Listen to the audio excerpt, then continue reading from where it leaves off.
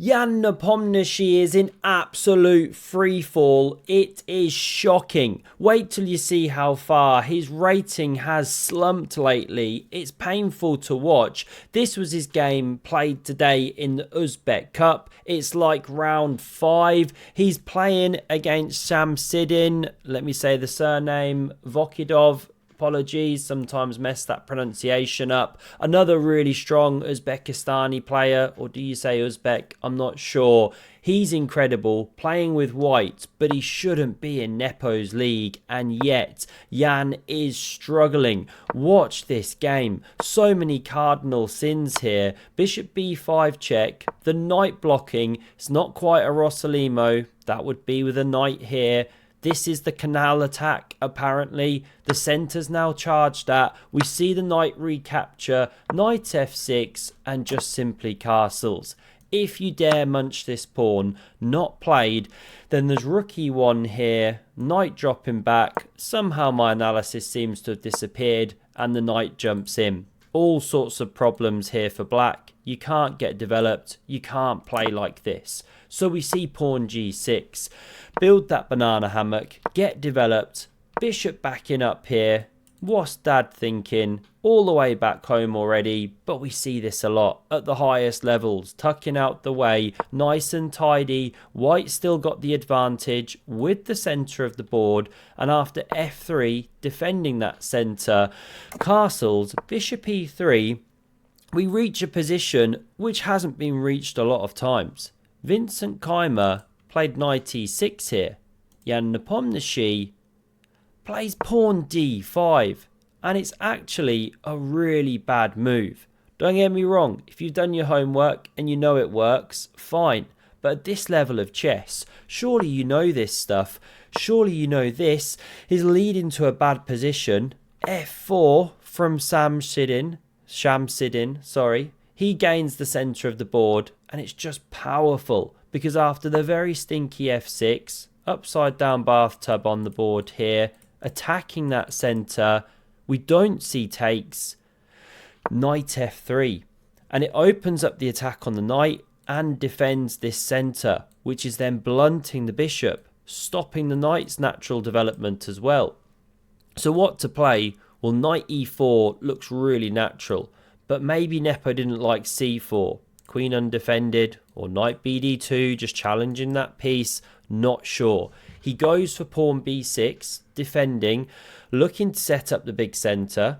This one develops into the game, double whammies the pawn. e6 is such an ugly pawn structure, so knight c7 was played, and yes, it defends the pawn, but it releases tension here on the f6 square. h3 first to stop the bishop sliding out. This knight is a beast. We want to keep it on the board. Bishop b7 therefore.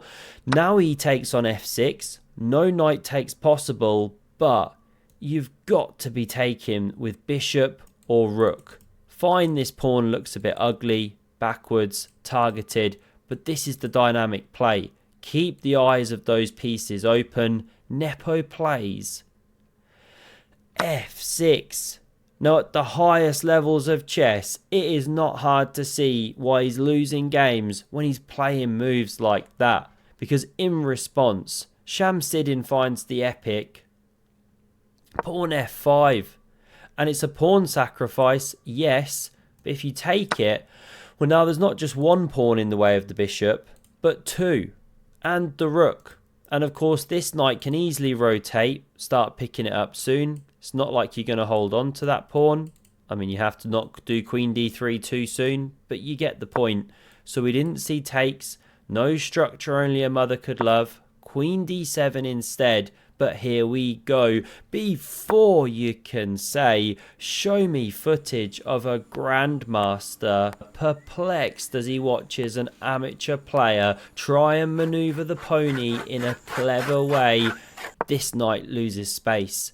All the way back to a6 now it goes. Very ugly there. Horrible on the edge of the board. Takes was played, and a3 of course. Just keeps this knight locked out. Defends the pawn. And look at this.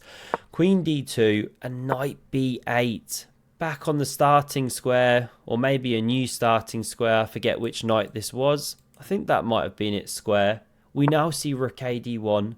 Finally, this seahorse re-enters the game, sets up the nay stack, but bishop c4 is kind of a quaint move. You can't take, or this one drops. Huge pressure on the pawn. Knight e5 is best, but now we simply get this liquidation. Yes, there were some more subtle ways of playing, but look, this is human chess. Who's not winning a clean pawn? That's one to the good for Shamsidin. Big c pawn. This one's even weak as well. So it's targeted, defended. Now we see rook c4. This rook activates. Pawn now defended. Check.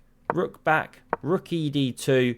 This one now hits the bishop here. And after this one backs up to cover, finally the second rook joins the action on the c-file. It does create a threat to take on c2, but it's allowed with pawn a4. Best is actually pawn e4. If you capture this pawn, then there's different ways to play. One is taking. You could have also checked down on d8. This one, check. King can go to either square. h7 a bit more precise. And then you drop back. Hit this a pawn. There could be issues with this bishop if you're not careful. If you ever move the pawn here. And this is actually good for white. After the a pawn drops, these two are powerful. And then the b6 pawn is also weak. The king can support the bishop. So let's back up here. We didn't see c2 nabbed off the board. We saw bishop f8 targeting the pawn, but it's a mistake. b5 can now be played. Just backing it up one move, by the way. e4 was most powerful, but still white was a bit better. This is the game. Now pawn e4, but takes. Rook takes. King f2 supports the bishop. King f7 is best here. Nepo doesn't find it. You know, you just want to rush in with the king. Despite activating the rook, it's the best chance. Bishop e7 played instead. And this allows rook d7. Nepo's banking on this little tactic. Takes with check, win the bishop. You've won a pawn. But the big problem is that although he can now get his e-pawn running, hopefully one day, and bring this rook back, after a7 falls, nothing works for black. Because the king's soon rushing in, a5's coming and then the b pawn runs. The black king is cut. So wherever you try and activate this rook, let's say c3, the outside pawns run, takes, b pawn running, and you're just not in time. This makes the queen. Obviously in this position, you'd love to have played rook b3, but not possible. Many lines like that. White is crushing it. Nepo runs with the king. A pawn running, rook backing up, takes. After c4, we see resigns. Black just doesn't have a move. Let's say you push your pawn, king f3. Let's say you step behind, king e2. And now you're ready to run. So let's say rook e5 to stop, but now b6. Let's say you stay here, you bring the king, now c5. And you just can't stop this unassailable march of the pawns. It's completely game over. Nepo goes down. This is the live ratings. He's dropped to 21st in the world. No clue when he was outside the top 20 last. It must have been a long time ago. Lost over 30 rating points this year. Real downward spiral. Not ideal for him. Hope you enjoyed this one. Quick and dirty recap tonight. I got to go and watch the opening World Cup game. Thanks as always for the support on the channel. Really appreciate it. And have a look at the video on screen if you want to see a bit more epic chess. Cheers.